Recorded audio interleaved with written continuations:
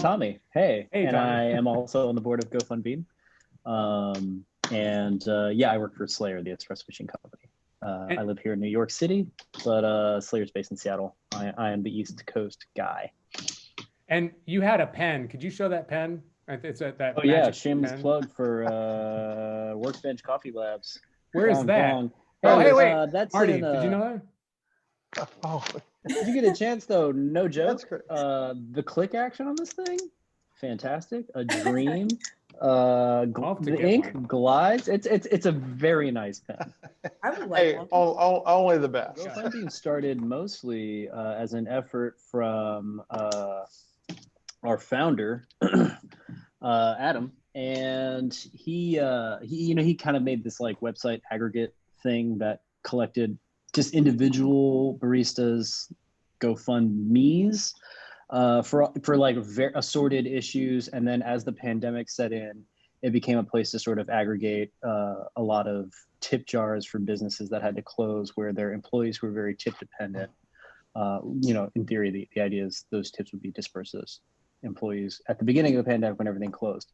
And what that does is that highlights a pretty specific, like, big deal issue, right? Like, hourly coffee workers are the backbone of, when you think about like the coffee business, right? It's easy to kind of spiral out into this international thing, which is a totally thing one should do. But on the domestic end, the hourly coffee worker is the person behind in the cafe handing you a drink. He created a centralized website to sort of show all these places where you could give money to people who are the backbone of coffee commerce in America, and they are the most vulnerable. So it's him kind of stitching together, weaving together a safety net. I feel like GoFundMe has opened up like a clear view of these inequalities that have been happening literally since the beginning of the coffee industry, especially in specialty.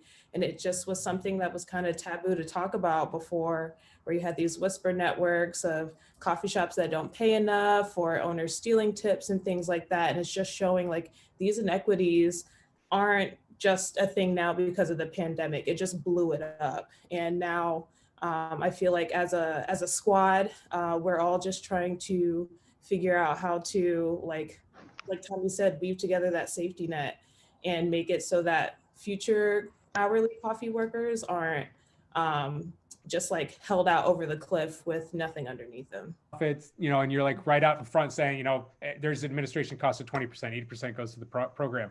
And that, is an important thing to recognize. At least I come from nonprofit work in my day job, and that's something that everybody should recognize, that everything that there is admin costs, but the percentage you put towards a program is really really cool. 80% is a lot.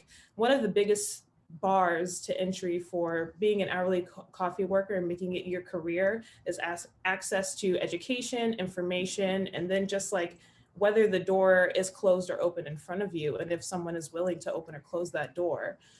So we want to give people all of the tools to be able to, have the information that they need, whether they want to become a roaster, if they want to have their own company, or if they want to do some like untraditional means of being in the coffee industry, doing more creative stuff. All of that, we're just going to give it all. So you can get that first if you're a Patreon member.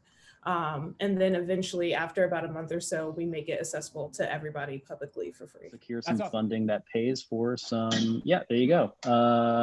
We're providing. You guys do a lot of good background work. I feel like the prep work y'all do, it's like that show Hot Ones, no chicken. No, I just go to your Instagram and was like, what are they up to? Cool. This is awesome. And I checked it out. I'm like, I need some of that talk space right now. It's been a rough year. So it depends. But.